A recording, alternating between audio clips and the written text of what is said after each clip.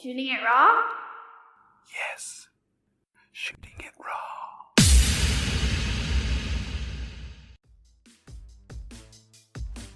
Hello world, I'm Ran Alfasi and welcome to Shooting It Raw, the podcast that starts with a few photos, some cool people, and then, who knows. In this episode, I'll be speaking with Doug Woodring. He's just flat out amazing. Enjoy. When I run around the world doing some of these projects, photography and video really helps to immediately spread the word and outreach and tell the message in different ways. So when I'm seeing something amazing, it's hard to convey that when I go home to my friends or a company and say, oh, you should have seen what I saw over there. Right. And they say, oh, wow, that's great. It looks really nice. But they don't see a photo. They can't feel it in their heart or their head. And if you get the photos out, it really helps tell that story. Doug Woodring, thank you for joining me on Shooting It Raw. We met because of my work in marine conservation through shark rescue, and then you've been working, I think, for far longer and probably have had a greater impact. And we're going to definitely get into that. Where are you right now? Yeah, so I started this about 12 years ago. I've lived in Asia more than 25 years. Some people ask, why do I do it? And I came from California. When I first moved to Asia, the first thing I thought was, why is it so polluted? That was mostly air pollution, but also water pollution. I do a lot of ocean sports and water sports. I'm a competitive swimmer by training in university. And I did all of the ocean sports. I still do. I still organize some of the biggest open water swim races in Asia. I organize outrigger paddling and surf ski races and compete. We have one of our biggest races of the year is tomorrow. Oh, wow. The Dragon Run is 20 kilometers in Clearwater Bay. Oh, nice. Up down to Stanley in big waves. But because I'm exposed to that, I see the ocean a lot more than other people in their daily life. But I also was the first foreigner to work in probably one of the biggest companies, fishing companies in the world in Japan. Oh. And I was trading seafood. Right when I got out of university. Wow. And that is what stuck with my heart and my head. And when I learned about the volume of material, fish, coming out of the ocean on a daily basis from all around the world to feed Tokyo, the money in Tokyo, to feed the money in New York and Hong Kong and London, I said, we have to put a stop to this, or slow it down, because no one is seeing this at all. Wow. And so even in those days, I talked to my friends. I said, someday we have to fix this, and I don't know how. So this was in my brain, and I never had a plan to run an NGO. But now I've been doing it for 10 years, and now it's, we're in the right spot, and the topic's big, and so... Okay, plug your NGO for a second. Ocean Recovery Alliance is our NGO. We're going to say Ocean Recovery Alliance a lot, so people can remember it. Right. Ocean Recovery Alliance. Okay, amazing. Let's just dive into the photograph, and what I'll do is I chose this one to start with. Okay, that's Skyscraper. Okay, it's called Skyscraper? Yeah. Okay, so I'll describe what it looks like.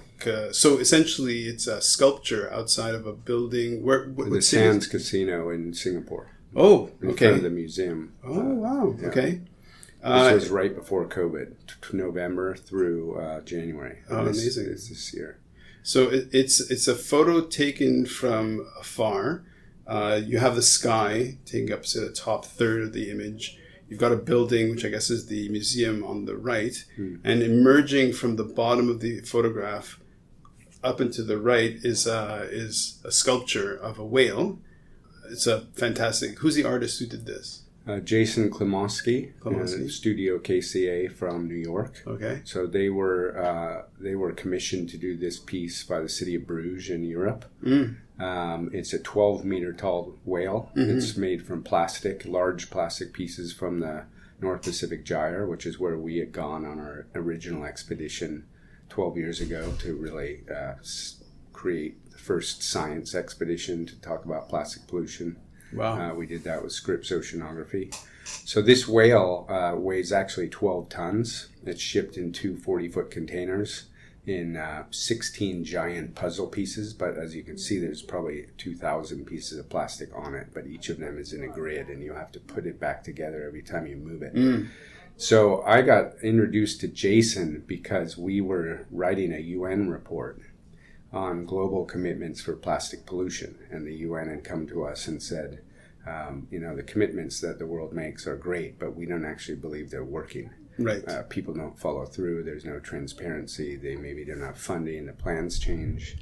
And we said, okay, we will do this. So we scored 580 global commitments on plastic pollution, and we now have the first scorecard to evaluate the value of those commitments, whether they're happening, replicatable, scalable.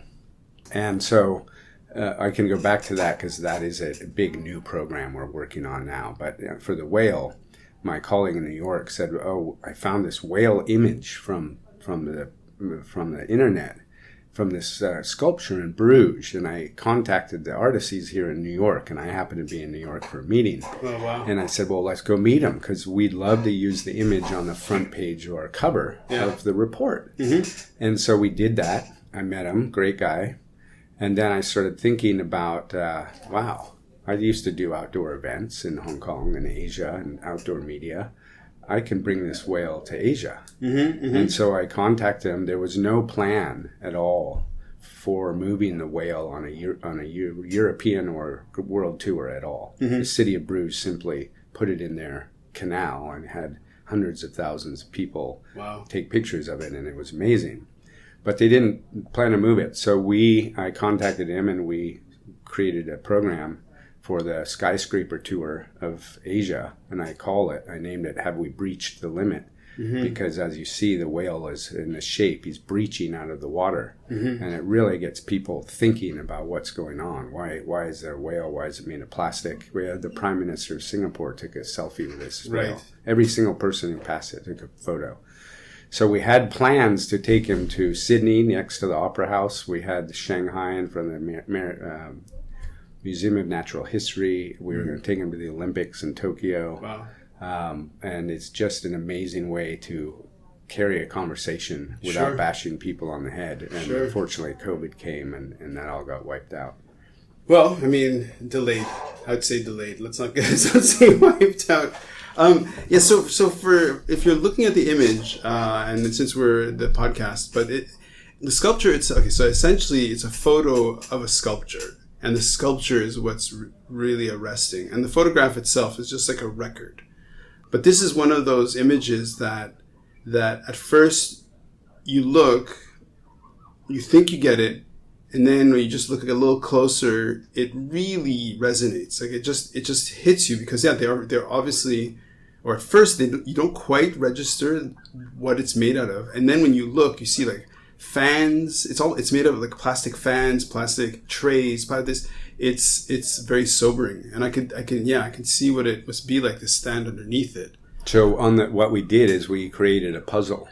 So on the signage below at the base it says, "Can you find me?" And we picked 8 pieces of the objects somewhere embedded in the whale. Wow. And it was very a description of what that was. Very smart. Then the kids and the parents had to walk around the whale and try to find that item. And burn it in their heads. Wow. It was really amazing. That's really good. Yeah, it was great. So it really, it allowed you to have workshops and school talks and all kinds of things. And conversations. So, conversations. Yeah, well, from my work, in terms of consciousness raising, and I don't know if you agree with me on this, but it's like, I kind of feel that the heavy lifting of activism really is in a conversation. Like it starts with one-to-one, exchanges where people say, well, what do you know about this? And people say, I don't know, whatever. I think I know whatever. And then slowly start opening their perspective. And so in many ways, it's you're the guy at the top of the hill pushing the snowball over the hill. And the snowball then picks up speed. It gets bigger. People jump on it and take the ride. And we're the ones, pushing that snowball over the hill all the time. And this is one example of that. It's so powerful. Okay, next image. In this one, it's just visually, look, as a photograph, it's a little bit oversaturated, all that boring stuff. But it's essentially, they're two monks in orange robes holding long staffs of bamboo.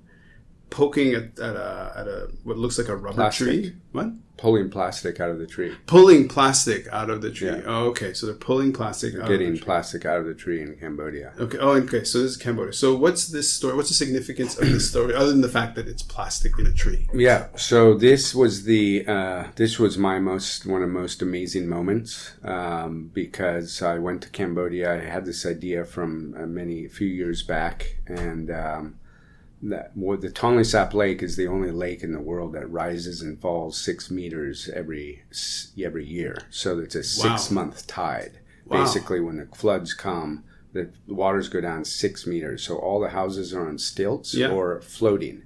So when the water goes out, it pulls all the plastic and trash out to the lake through all of the canals, and all the trees and bushes get saturated with the plastic. So as the tourists come by to go see the lake, you're going by these trees and it looks like Christmas ornaments everywhere, but it's all plastic. Yeah. And I said to myself, one day I'm going to do something to get the fishermen to come here with bamboo poles, pick them out of the trees, and we will reward them or incentivize them. And so it took me a few years to find the right person, my counterpart in Cambodia. And I was there to do one of our ocean film festivals, which we hosted in Cambodia. And I found this guy at a meeting, so Paul. And I saw him at the meeting. I heard him talk. I said, I got to talk to this guy. Mm-hmm. Talked to him the next day. I said, look, we got to work together because I can help you and you can help me. So we went to, we're going to go to 3 villages to do a new festival I call the Water Falling Festival. Okay. Water falling is when the water goes out. Right. So that pulls all the plastic out to the lake. We have 2 a year. The other one's the Water Rising Festival. That's 6 months later in June when the water comes back in. Wow. You've got to clean the shorelines before it gets pushed back into the villages. Sure. So it's like a monster breathing. And so we went to this other little village that had a pagoda right on a hill surrounded by water. We didn't know anyone. We rented a boat. We went straight to the monk, the head monk. He was 90 years old. My colleague, so Paul, got on his hands and knees, started talking to him, trying to explain what we want to do. Didn't have much reverberation. I was taking photos as the foreigner there, and all of a sudden, so Paul said, "Look at Doug's hat. It's made of recycled plastic, and his shirt is made of recycled plastic and 50% recycled fishing nets." And these women who were in the back of the room just started talking like crazy. Mm-hmm. Oh my God, what do you mean? This plastic is worth something? And as soon as they did that, the monk snapped to attention. And said, oh my gosh, we need you to help us. Right. And so within an hour of knowing no one, we had the head monks on the riverbank with us at sunset, with our staffs of bamboo that we made with a nail on the end to pick plastic out of the tree. Wow. And all of the boats that came by just stopped because they wondered why these guys with orange robes were up on there picking plastic out of the trees. Right. And that was the beginning of our festival. And now in our 3rd year, the big one starts next week, Water Falling Festival. We had 0 government support. We didn't tell anyone. We had no PR. We didn't talk to the government, but when we did this, we had full monk support, and that's about 95% of the country. Yeah, so Cambodia, you can't go in as a foreigner or an NGO and say we're going to do a big cleanup on the lake. Yeah. That doesn't resonate. Well, that's why we never call it a cleanup. It's a festival. It's for everyone to get together and celebrate the water, the pride of being outdoors. Now we have full federal government support, and now they've just told us to go to 30 villages this week, which is amazing. And this is just what I had envisioned, that we're going to take over the lake in a great way. That is so great. Okay, so one of the, I don't know if you've checked out the podcast, or anything like that. So we start off with pictures and see where we lead. One of the sort of the pillars, the values of the podcast is if every second is a gift, how do we make the most out of it? In this case, it's about talking to people who are doing amazing stuff. And what I want to do is get people who can inspire other people. And just 2 photographs in, I'm just like, you're amazing. It's such great work. And there's no pomp. There's no, you have this sort of humble calm about you. It's just so, and then when you're telling me the results and the process and the sort of the progress of kind of getting this to happen.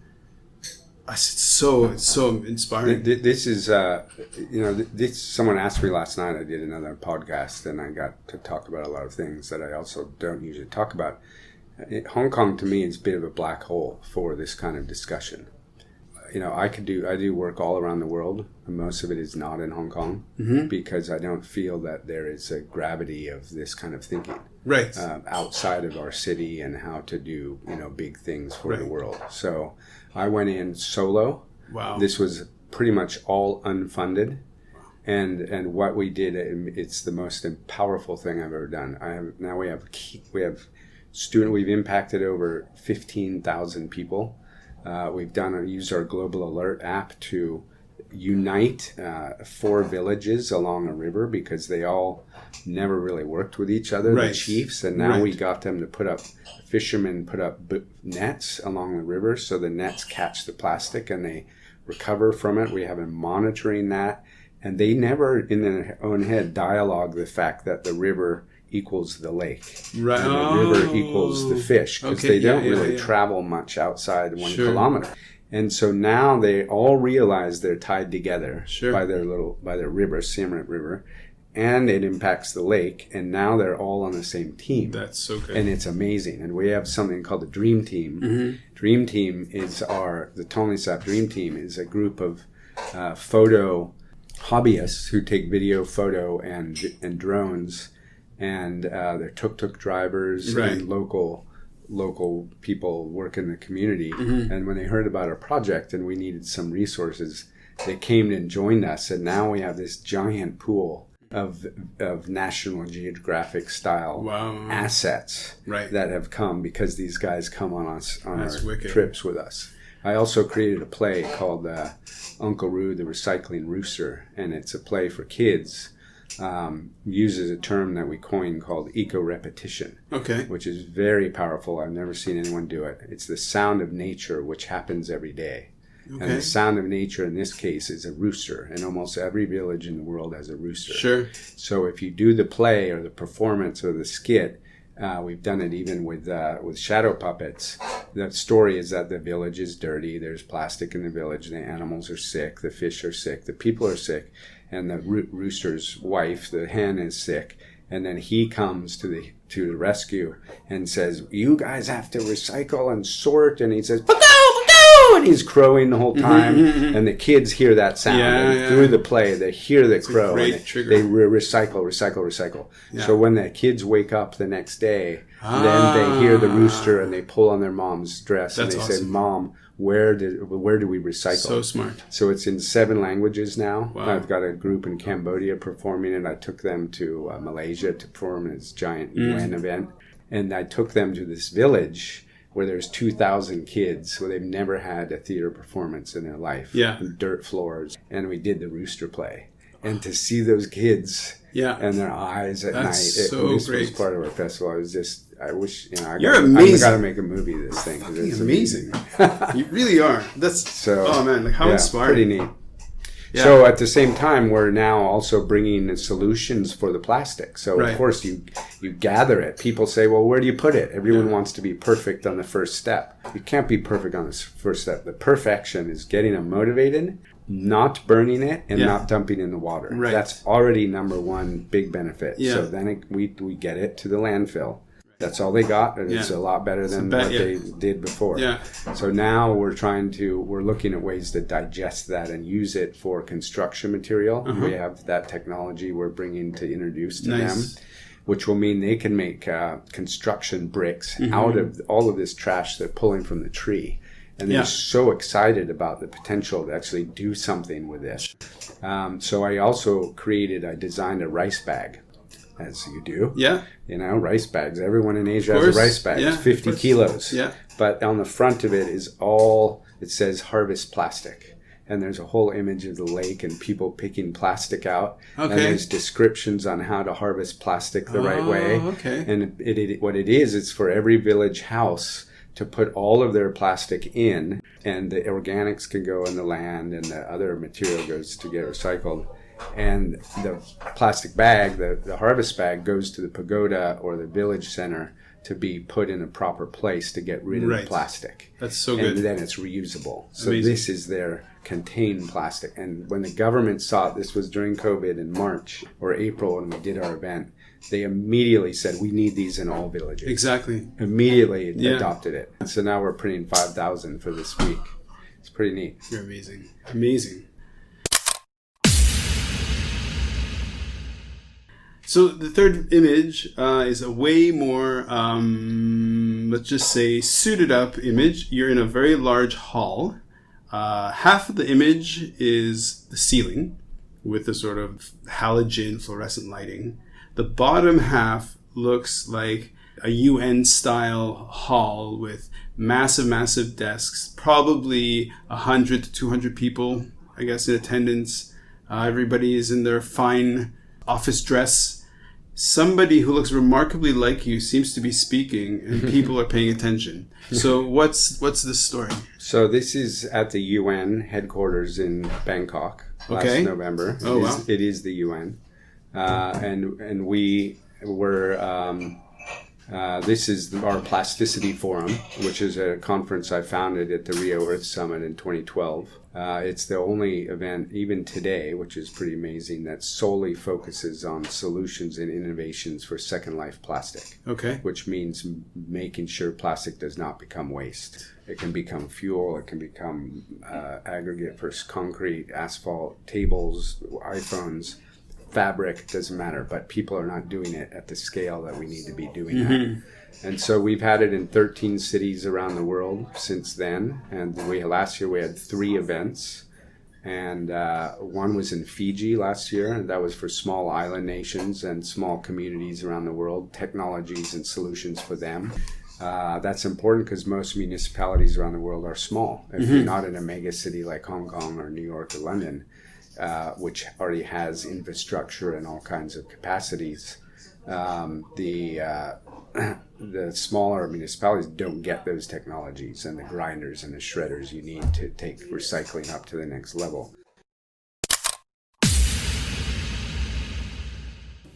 You've been doing this for 12 years, right? Okay. So let's go back to what inspired a start for you to say, you know what, I'm going to move into action. Yeah, so I think that's a good question. When I was here more than 12 years ago, I was doing some work with new startup companies trying to get into their technologies. So one of them was with wave energy, ocean wave energy, and which I really believe in. It's a very under-entrepreneured renewable energy, but 1,000 times more powerful than wind because of the density of water, but very tricky to work with. And at that time is when I heard about the North Pacific gyre and the plastic in the ocean for the first time, and I said, what is this? I never even heard of it. And I thought of myself as fairly knowledgeable about global environmental issues. And so it happened to be that I went to San Francisco for my dad's birthday, and I met 2 other like-minded people who said, oh, we have this idea, and we have this idea. And within a day, we had a 150-foot tall ship dedicated to our trip to go out to the Pacific and do an expedition to see the plastic. Amazing. And we thought, how comes no one's filming this? But the reason that got me over the edge is I was in Palau diving on a far, far, far reef. There was no islands nearby. And at 20 meters down, I was picking plastic out of the water column that was floating by me, a bit like the monk in Cambodia picking it off the tree. Oh, wow. And I said, why? Where is this stuff coming from? Crystal clear water. At the end of the world, and that's when I said, this is really bad. Yeah. And that's when I thought, let's do this expedition. So we raised money during the economic crisis in 2008. And we did a great thing is we brought Scripps Oceanography along with us. And they're the most famous ocean institute in the world, or one of them. So before that, a lot of this topic of plastic in the ocean was came from NGOs, and there was no science, so the industry could sort of say whatever. Yeah. We don't really believe it. Go do some more studies, waste another 5 years, another 10 years. Yeah. We brought Scripps along, and all of a sudden this thing got set in stone that, oh my gosh, this is real and we cannot argue with it. So what's going to happen? And that's what set me off on this trajectory. So in 2012, I launched this side event in Rio. Many people thought it was the best side event in the whole conference, because most of the side events were your normal discussion about deforestation and the problems with the ecosystem, and we need more money. And ours was all about solutions and what's already happening, and let's move faster. We're all adults. Yeah. This is what's going on. And it was interesting because at that event, I got asked to speak on a panel with the UN and the main person representing the U.S. Plastic Council. Oh, wow. And I sat between the two of them. Oh, wow. And it was just like, wow, this is happening, and it's real. How about if we rewind a decade from there? In a sense, what I'm trying to get is like, there's something inside you, your core values, the foundation. Professionally, this is kind of what I do as a consultant. So if we go back and back and back to, say, 10, 15, 20 years old, what kind of person were you that gets reflected in this way so many decades later? Well, I think it's a good point. So some people, like I did this webinar last night, and Andrea just was here, and she said, I can't believe you do all these different things. And I think somehow I have this ability to be a translator. I feel like a conductor of an orchestra. And there's a guy playing the oboe, there's someone playing the drums, and someone playing the flute, and someone playing the bugle. And you got to get them all together. And that's what I'm big in sports, so I have a whole sports genre following. I have a business background. I have an MBA from Wharton. I was in the finance industry here. I actually set up Merrill Lynch's first framework for a global environmental tech fund in '98. Wow. Which was before Al Gore was even talking about climate change. Because I was out in Asia and I saw that the only way to change these things is through technology. Okay. And it's not digital technology, where everyone had a brain rush about going into the internet, but they forgot about water technology and machines that do all these things. So I think I have a master's in international relations, and I studied environmental economics. So in my head, I always wanted to do something big for the environment. Wow. I just didn't have the capacity in those early days how to move the dial. Wow. But I think I'm quite good at connecting different people. So when I speak at events, and maybe a few people come to me, and I always remember, oh, that person will be good for this thing, and that person's good for that. And then when the time comes to match people together, then you get this big boom effect. It's just like 1 + 1 + 1 = 8. My biggest neat story on this one is I went to do plasticity in Shanghai, and I basically did a secret attack on the world's biggest plastic conference. So China Plast is the world's biggest plastic trade show. And I got introduced to the organizers who were from Hong Kong, and I said, I think we should do plasticity because it's about recycling and corporate social responsibility, it's greening. China needs this discussion. And they said, no, we don't think it's ready yet. Thank you very much, it's not ready. And when they said that, I said, sorry, but I think China is ready. And I don't think you have your foot to the ground. Yeah. And so I went ahead and did it anyway. Oh, good for you. And about 2 months later, it turns out that the World Plastic Council has been courting China to become a member of the World Plastic Council. And they really wanted to lure China into their membership. And China joined. And so I went back, and this group, World Plastic Council, was supporting our group because they understand we have a very good discussion that's reasonable about how to solve these problems. And so I went back to the organizer of China Plast and said, well, China Chemical Association is now supporting our event. Right. Yeah, I think you should probably too. So they backtracked and they ended up supporting. So we basically gazumped them, and we put it right in downtown Shanghai and got all the officials from their big event came to ours. And I guess the compliment is now they're copying our event and now they're doing it themselves. I really hope whoever's listening to this is getting inspired, because, man, that's so good. That's so inspiring. Was there an outcome out of this particular meeting that you thought really was a big step positive step forward? Well, when we have these one-day conferences, it's about getting people together and having people meet each other in groups that never would talk together. Okay. So it's not as if we're trying to create a big policy or mantra. This is sharing. I gave an example yesterday of one of my events in Sydney we did. And a guy came up to me right at the end. He says, "Hi, Doug, that's a great conference." I said, "Oh, what do you do?" He says, "Oh, I make surfboard equipment." And I said, "Like what?" And he says, "Oh, I make handboards for body surfing." And I said, "Well, I body surf. I've been body surfing for 30 years. I've always wanted, what's yours look like?" "Oh, mine's a wood one." And I said, "Why don't you make it out of recycled plastic? I've been wanting to do this for 10 years, but I didn't know how to make the mold and I didn't know a brand." And he said, "Yeah, I'd love to do that too, but I didn't know how to do it." And I looked in the room, like this photo. Nice. I said, "That guy knows how to grind it. Oh, amazing. He has the molder. You have the brand. We have the story. Within 5 minutes, we created this, and it's now a marketed product in the first one. And that came within 5 minutes. Wow. And that's what we do at these kind of events. For Cambodia, just because I was looking into precious plastics. Have you heard of precious plastics? Yes. Yeah. Okay. So in Cambodia, is that part of the idea is to kind of create these sort of localized processing, or do you want to have more of a centralized processing? It would be localized to the extent that Cambodia is still quite underdeveloped and the roads are dirt in many places and they're long distances. So what you need to do with recycling is let each village or community somehow get up the value chain of the recycling system.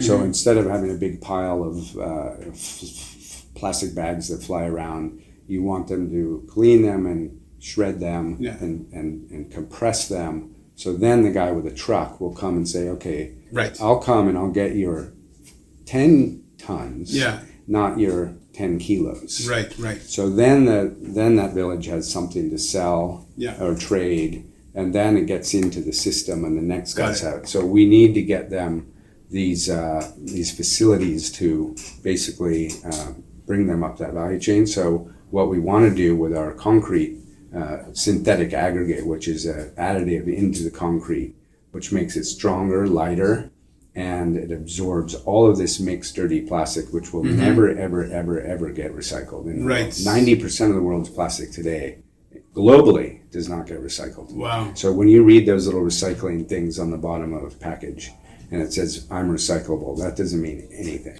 Because if the city, like Hong Kong's a great example of a bad place for recycling, does not have the capacity to recycle it, it doesn't get recycled. So when companies export their products to 150 countries, if 148 of them cannot recycle it, it's like you're carpet bombing with your detritus and your stuff that lasts forever, and that needs to somehow change. The fourth image is an image that just when I see it like this, it reminds me a bit of Sri Lanka, but that's just off. It's okay. So the bottom of the image is like these tiles of maroon with, say, yellow checkerboard. And then there's kind of the white wall. There's these nice wooden doors. There's two sort of banners on left and right. And there's the stairs coming up off the images from the left and right. So it's a very symmetrical image. The sky is like full on polarized blue, looks practically black. Beautiful sunny day, practically high noon. Do tell, why this image? What is going on? Well, this is Pagoda in Ladakh, India. Okay. And that poster is of me. That is you, right? Yeah, so this is me. So the amazing thing is I got invited to the biggest monk festival in the world. To speak to the head monks who are basically at the level of Dalai Lama, but in a different family. And so Dalai Lama is a bit more on the political side. In this category, it's more about environment and social improvements. Right. And I had met him 4 years ago in Hong Kong. And him being the head monk. And what a life. He remembered me, and from our discussion, he started doing long walks, pilgrimages across the Himalayas picking up plastic. Oh, wow. With hundreds of people. Amazing. And they invited me to come speak. And I said, well, I can't turn that invitation down. I went to this 5-day event. I was the only foreigner there. Mm-hmm. This was just last September. Wow. And I spoke to all of their, his excellency and all of his community. And it was just a spiritual, an amazing event. They fully embraced what we want to do. So we're now working with community. So I found all the stakeholders that need to work together. Mm-hmm. They all admitted that none of us could do this by themselves because they live there and they can't communicate with these different groups as a local person because of the way the sects are and the cultural norms. Sure. So I have the president, or the head governor of the region and the city.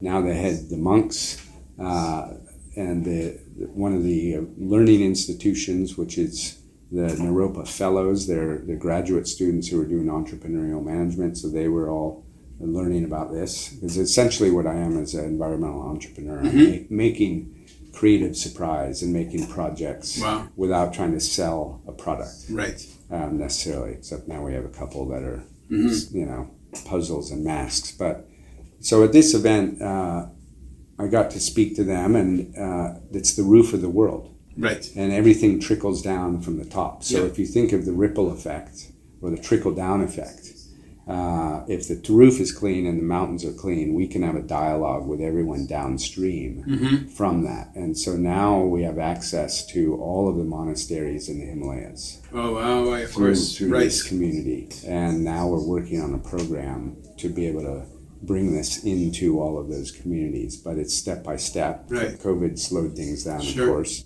We will be using one of our programs, the Plastic Disclosure Project, which is like carbon reporting and water reporting for companies or municipalities. I'm training companies in Thailand and Malaysia with the UN now to undertake this methodology of accounting, self-accounting. Sure. We're going to be doing this for the whole city of Leh in Ladakh and 2 other cities. It will be the first in India, and it'll be a model for how a city and municipality can take the way they change their thinking around plastic and recovery of the material. So when I spoke to His Excellency 4 years ago, I said, the main thing the world needs to do to change with recycling is simply to sort by wet and dry. Okay. Only that. Right. Not 3-color bins, 5-color bins. No one knows how to do it. Nowhere to put it. It all gets contaminated. Wet and dry is easy for every single one to know. This is like the rice bags in Cambodia. Right. The wet goes out, the plastic goes singular. So organics out. Anything that's dry can be picked through by man or by technology to then have much better value and recovery rate for recycling. So when I went to Ladakh, I told him this 4 years ago, all of the garbage bins, I said wet and dry. Oh, okay. And I said, oh my gosh, that is amazing. Yeah. And what was even more incredible was I was having lunch with a friend, and you're right, there's crystal blue sky and the sun. I was having lunch with one of the fellows taking me around the city, and I was going to tell him about some of my work. And when I was at the Paris climate talks, we had created this giant image of 350 people in front of the Eiffel Tower. We were the only group that got permission during the Paris climate talks to do a public event because of the Paris attacks. Yeah. For 7 weeks earlier, that everything was afraid. We got approval 2 days before. Amazing. We made this image. It was on the front page of the Le Monde and New York Times. And I walked out of the restaurant. I didn't tell him this story because I just decided not to say it.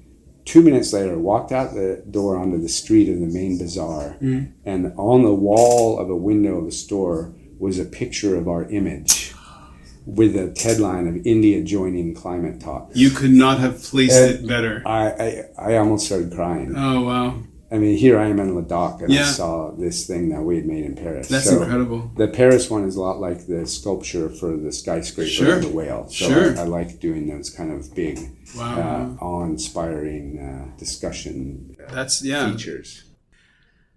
I had no idea you're such a rock star. That's amazing. Okay. If you look back, what would you say was one of the most fulfilling failures that you've had?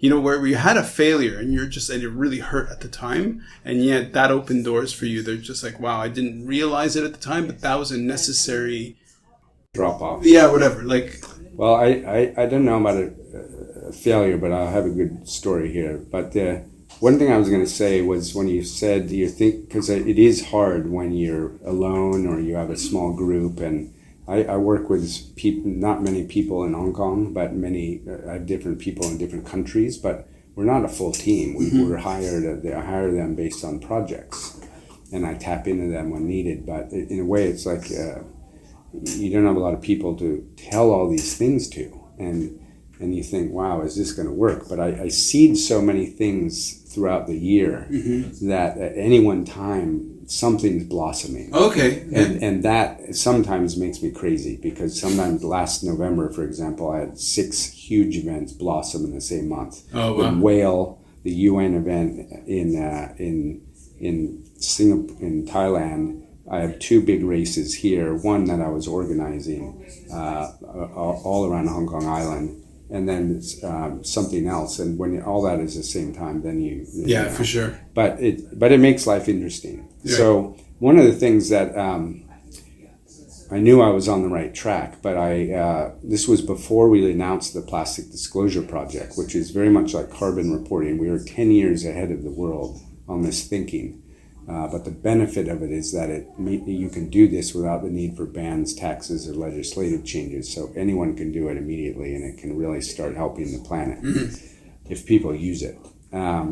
So I got introduced to a guy at UC Berkeley. I'm an undergrad at Berkeley.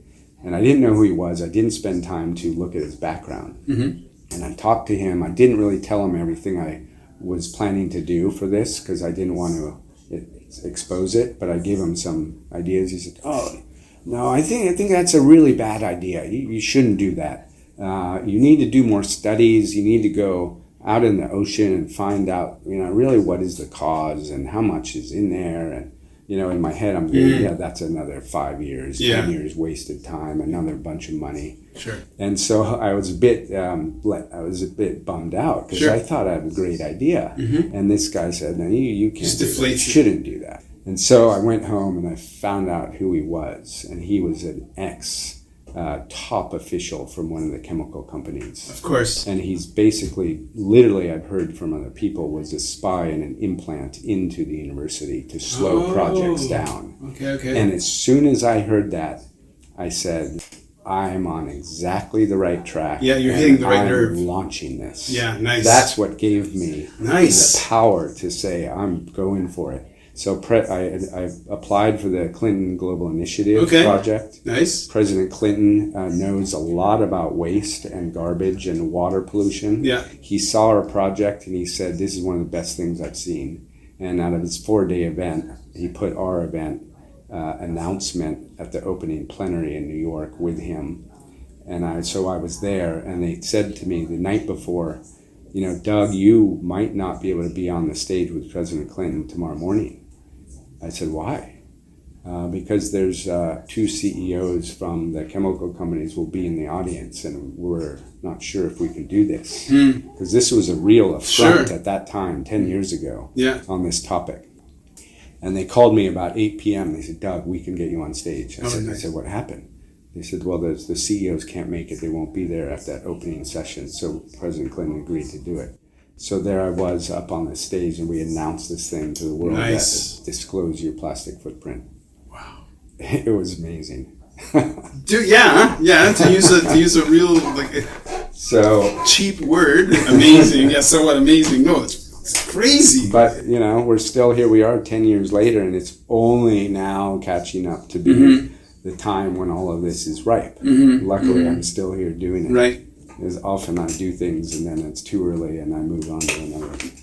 what I work in the most, it's like spend the most of my psychic energy and intellectual energy is around this idea of leadership and of how do you get people to want to follow you, to want to believe in you. And so have you had very formal leadership training beyond what you were exposed to in school? No. But I think the sports is definitely a frame. Yes. Yeah, okay. Yeah. So I have not.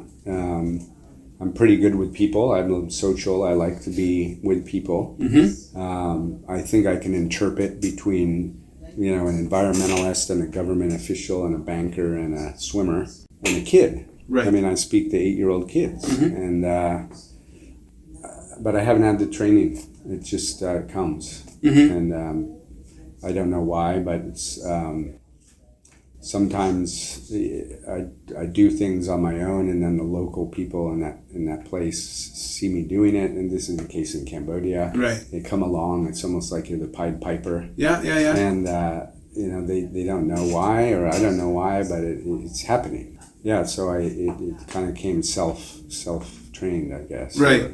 But I think that the topic, one of the things, I don't do, and we're quite business friendly, is we don't go out and bash people, and we don't try to say, don't do this and don't do that, but we give constructive ideas. We're all adults. So, okay, you have to make 1 million computers. Well, how can you make those 1 million computers with 20% recycled content in the back instead of 0? Have you thought about that? Yeah. Why not? Talk to your supplier. I talked to a big company in the U.S., a huge athletic retailer, and they said, after I just did my talk, I didn't even tell them anything to do.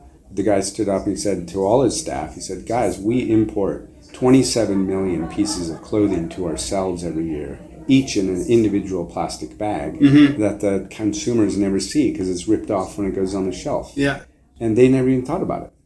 And I gave a talk last week at a school here in Hong Kong on a webinar, and I got a note from a woman I know from a different company. Mm-hmm. And she said, my daughter came home today almost crying, but so excited to be helping on plastic. Okay. And she heard your webinar. Oh, nice. Nice. And this was someone whose daughter had seen me in this talk, and those things give me the energy to keep going. For sure. And I think, one of the full portrait of somebody like you is you've got all of these wins that you can talk about that are so impressive. But in my mind, it's totally yin and yang in the sense that for every peak and win, there's an equivalent low that you crossed or you had to pass through. And so we don't have to focus on that, but I think that's part of the portrait, Right. Well, I definitely minimize those lows. I don't like those ones. Sure.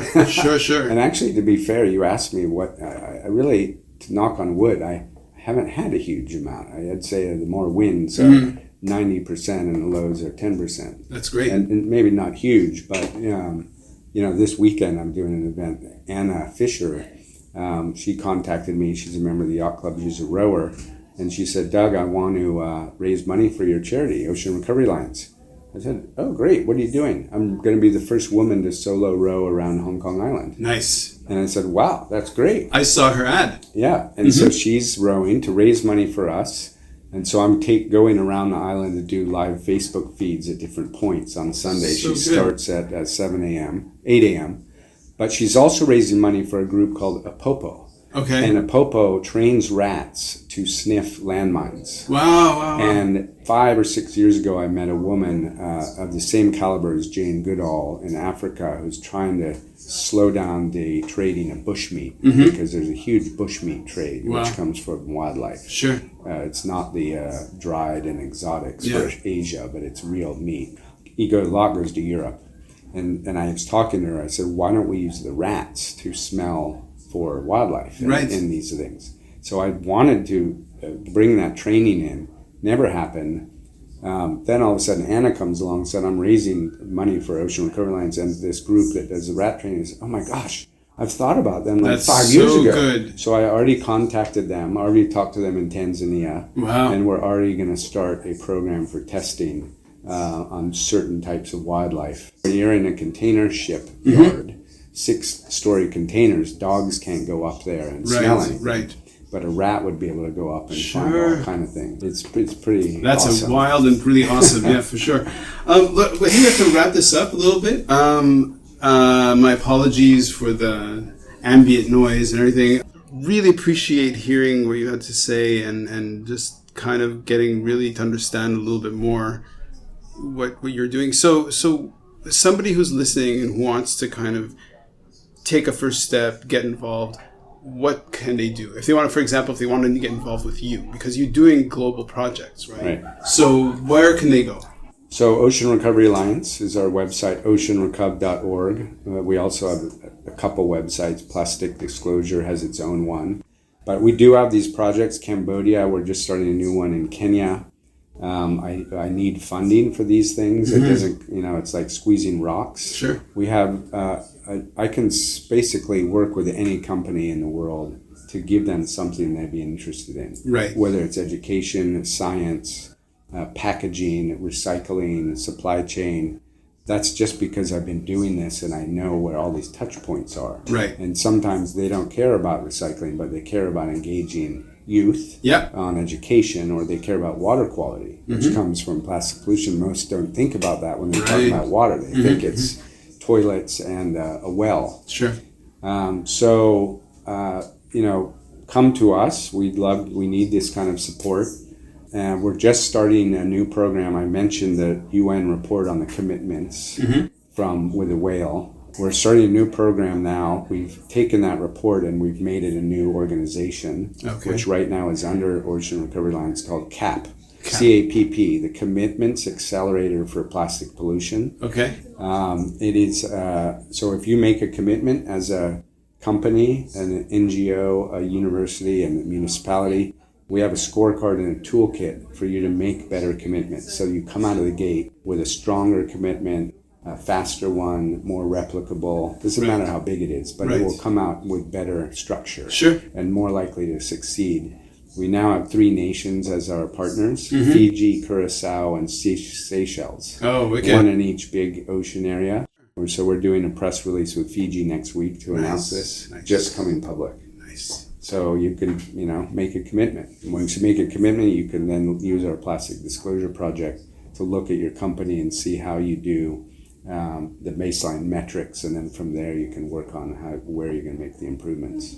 So, wicked. Thank you. Thank you so much. Look, such a pleasure. Okay, just elbow me, dude. I really thank you so much. Thank you. Thanks for having me.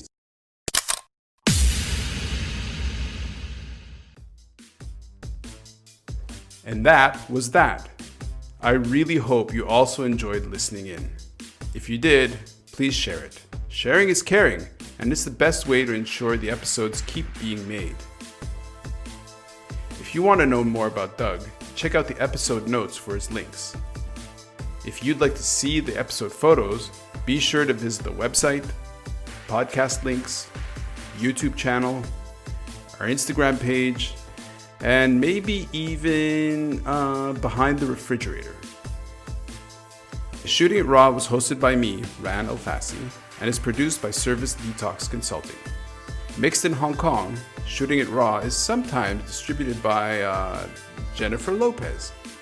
So keep learning, keep exploring, keep becoming a better person, and hey, look, I'm here if you need me. Bye.